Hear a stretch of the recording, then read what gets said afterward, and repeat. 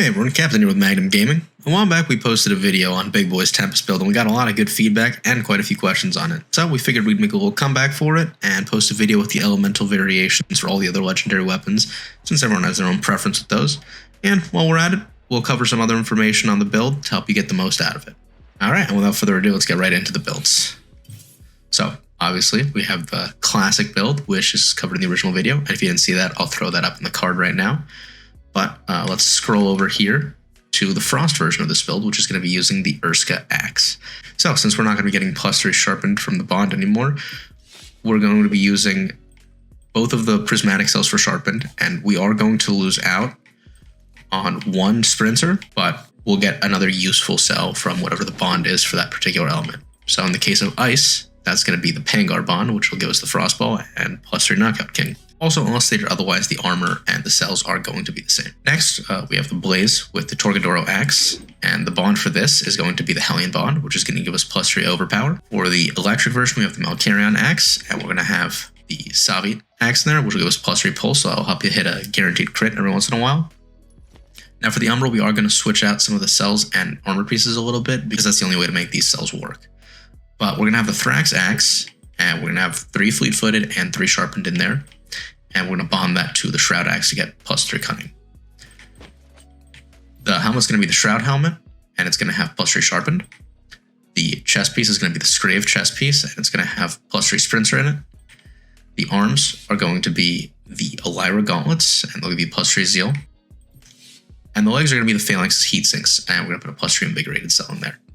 So instead of getting a +3 cell from the bond, in this case, we're actually going to have a +3 adrenaline due to the armor pieces, but that's going to have really good synergy with Invigorated because we get 1.5% more damage for every 10 stamina missing, and Invigorated gives us 50% movement speed when below 50% of the stamina maximum. And for the Radiant build, we're going to have the same setup as we had for the Umbral build. The only difference is going to be the axe is going to be the Chronivore Axe, and the bond is going to be the Rezakiri bond, again for +3 cunning. So that's about it for the build. Now, since we already showcased this build in action in the original video, we're going to cover some other info on it, such as the specials and mods to use with other weapons if you want to run Tempest with those instead, although the axe does do the most damage. And we'll also cover how to get the most damage out of Tempest itself in a fight, the best amps to use in escalations, and some of the easiest ways to get Tempest stacks, especially when you're getting ready for that last round in the escalation.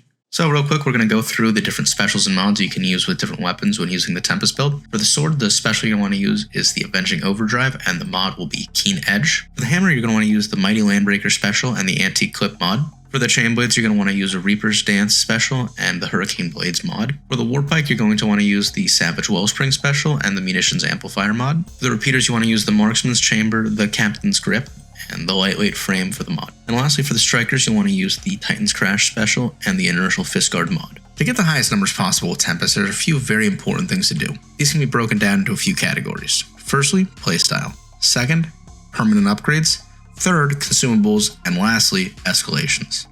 All the advice applies to all game modes, but escalation amps offer a huge buff that you can't get in any other game mode, and some game modes are actually not ideal for this build, such as heroic escalations and trials, where you're going to be breaking all the behemoth parts before you can kill them, so it's going to make it really difficult to deal that final set of core damage. So firstly, for playstyle, the key things to keep in mind are attacking within 5 seconds of a dodge. That's going to get you a buff from Sharpen, which will provide 100% more part damage for the next attack after a dodge, and the 35% move speed buff from fleet-footed after a dodge. Secondly, you want to use your Lantern to get that increased move speed before you attack. Thirdly, you want to try to do all of this while you're below 50% stamina to get 50% move speed from Invigorated. Lastly, depending on the escalation you're doing, certain amps have their own triggers for activation to give you a buff. Typically, that's going to be the Shock Escalation amps that'll give you a movement speed buff from the Lantern trigger or from a dodge. For permanent upgrades, there's a few things you can do. Obviously, fully leveling your gear and power surging is going to do more damage, but there's a few upgrades on the Slayer's Path that will help you do the most damage.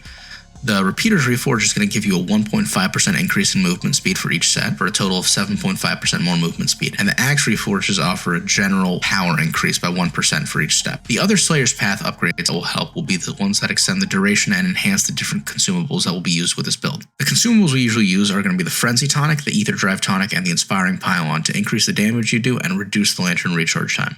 The tonic upgrades on the Slayer's Path are going to let you carry 2 more of each tonic. They'll have 25% longer duration and 25% more effectiveness. The upgrades are going to be the same on the Pylon, but you can only carry a few of those, so ideally save those for the boss fight or a particularly difficult behemoth fight.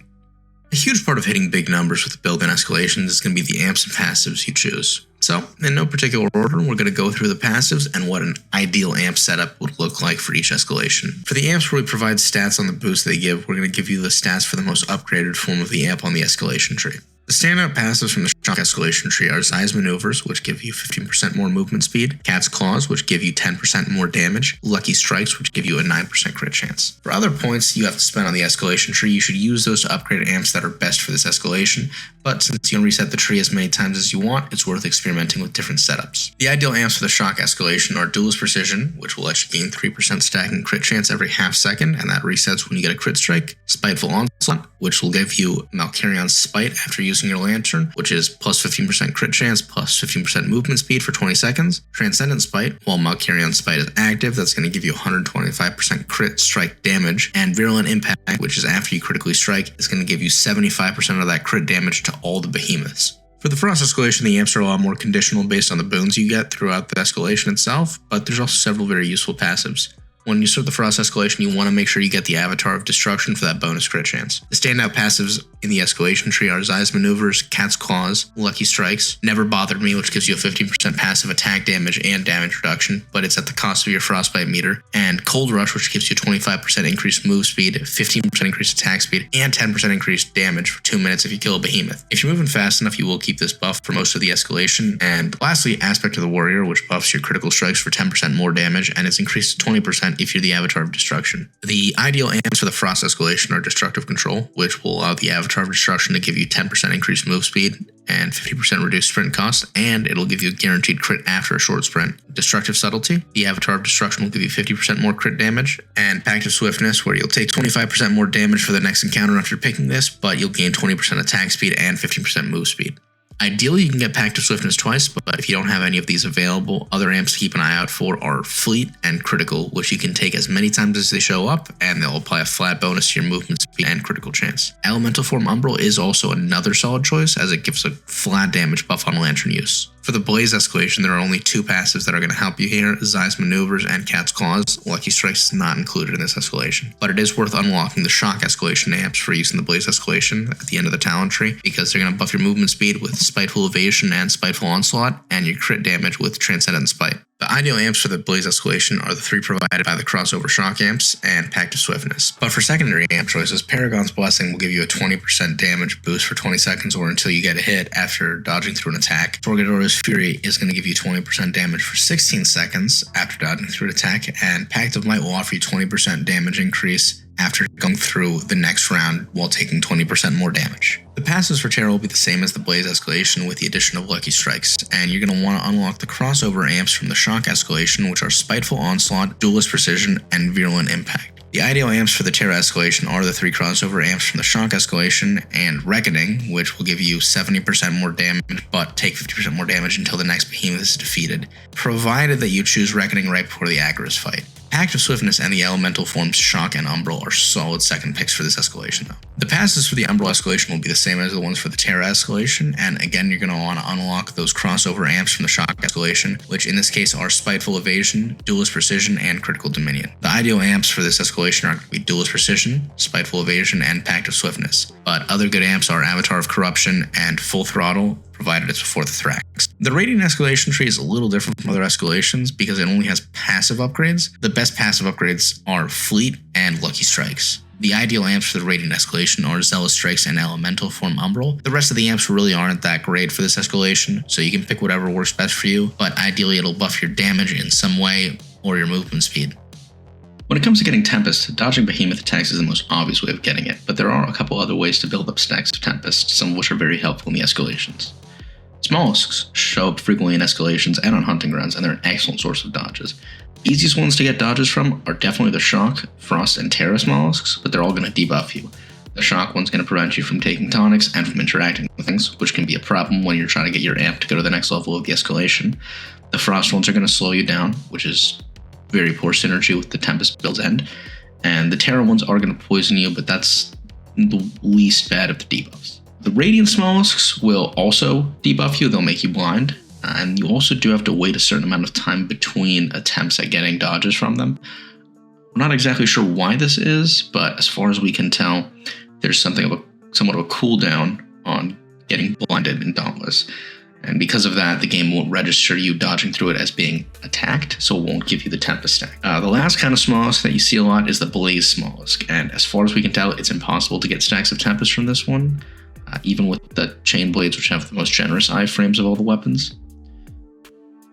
There are also Umbral Smollusks, as according to Big Boy. I've never seen them myself. They're very rare. Apparently they only show up in trials occasionally. They don't show up in the respective escalation. You can also get dodges from all the other fauna attacks, but they're not as reliable as the Smollusks. So the Gruk-Gruks and the flying fauna that show up around the Boreas. Another good source of Tempest stacks and escalations is the Phalanx missiles. Once they land on the ground, and for a few seconds after they explode, they still count for dodges, and if you have full stamina, you can get 5 stacks very quickly. Can get set on fire, but if you're doing it when it's still in the missile form, you should be able to avoid that pretty easily. They also count for projectile attacks, so if you have a bounty for dodging projectile attacks, it's got a couple left to complete before the end of the escalation.